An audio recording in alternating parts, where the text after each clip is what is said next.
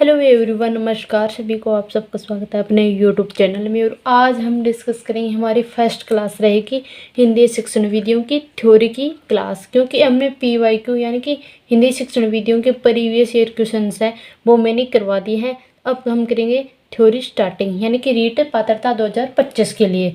मेरी खुद की क्या कि हैंड रिटन नोट्स है। चलो हम आज पहली क्लास लगाती हूँ। आपको कैसे लगी क्लास? अच्छी लगा तो कमेंट बॉक्स में ज़रूर बताना कि नेक्स्ट क्लास किस टॉपिक पे करें। और चैनल पर अगर आप नहीं हो तो चैनल में ज़रूर सब्सक्राइब करना और वीडियो को ज़्यादा से ज़्यादा शेयर करना। आज की हमारी कौन सी विधि रहेगी? निगमन विधि। कौन सी विधि है? निगमन विधि। निगमन विधि क्या है कि आगमन विधि होती है उसकी क्या होती है? विपरीत होती है।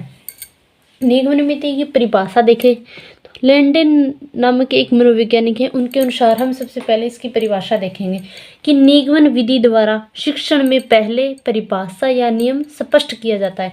यानी कि निगमन विधि के अंतर्गत क्या है कि सबसे पहले तो परिभाषाएं और नियम बताए जाते हैं और उसके पश्चात क्या है कि उदाहरण दिए जाते हैं।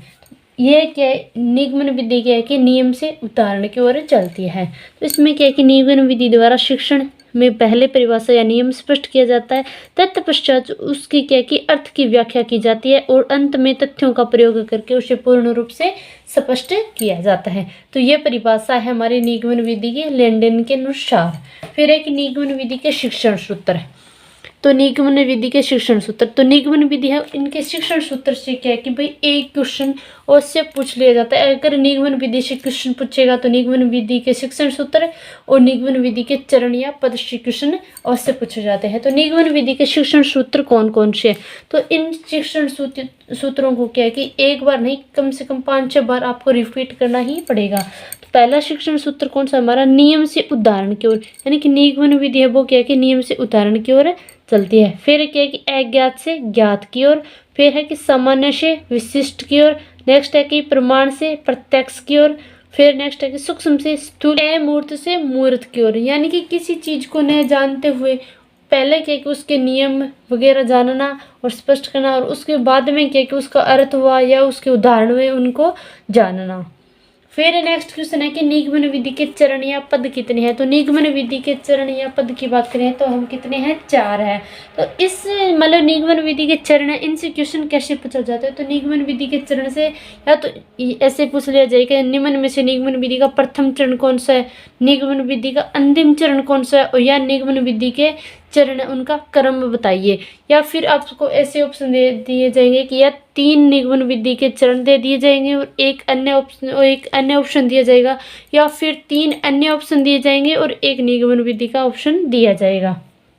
फिर है कि निगमन विधि के चरण या पद कितने हैं? तो नियम या सिद्धांत का सर्वप्रथम तो क्या है कि बालकों को ज्ञान दिया जाता है।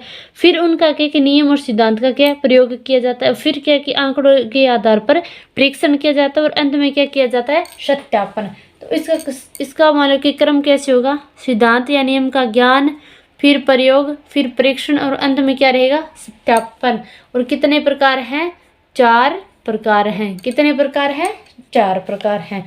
नेक्स्ट है कि निगमन विधि के गुण क्या हैं? निगमन विधि यानी कि समय व श्रम कम लगता है, स्मरण शक्ति का विकास होता है और या फिर स्मरण शक्ति बढ़ जाती है। यह विधि क्या है कि समस्याओं के हल में क्या करती है? गति प्रदान करती है।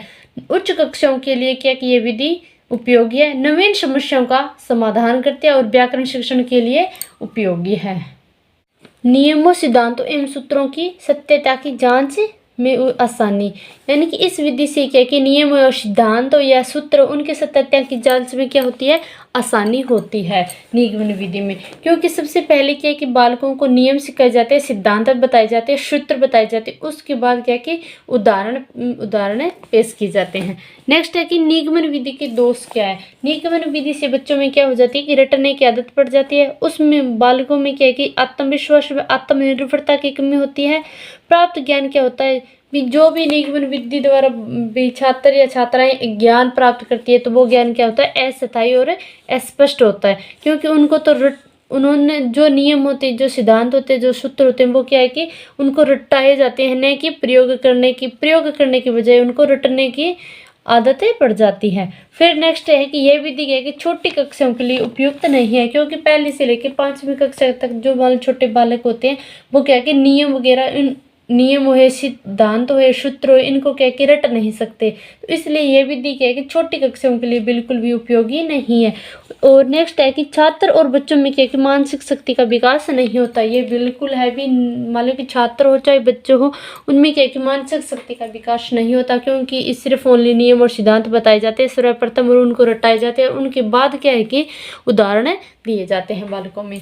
तो ये था मेरा शॉर्ट हैंड रिटन नोट्स। अगर आपको अच्छा लगे तो ज़्यादा से ज़्यादा वीडियो ने शेयर करना और कमेंट बॉक्स में अपने राय जरूर बताना भी, मान लो कि अपने मेरे खुद के हैंड रिटन नोट्स आपको कैसे लगे। और चैनल पर अगर आप नए हो तो चैनल को सब्सक्राइब करना अगर आपको ये नोट्स चाहिए, क्योंकि अगर मेरे जो नोट्स बनाए हुए हैं उनसे क्या कि आपको बहुत ज़्यादा हेल्प होगी कि आपको खुद को नोट्स नहीं बनाने पड़ेंगे। और अगर आप नोट्स लेना चाहते हैं फ्री ऑफ कॉस्ट आपको नोट्स मिलेंगे। मेरा टेलीग्राम चैनल है मोनिका मैम जीके अकेडमी से, आप उसको ज्वाइन करो और वहाँ पे क्या कि आपको ये नोट्स मिल जाएंगे।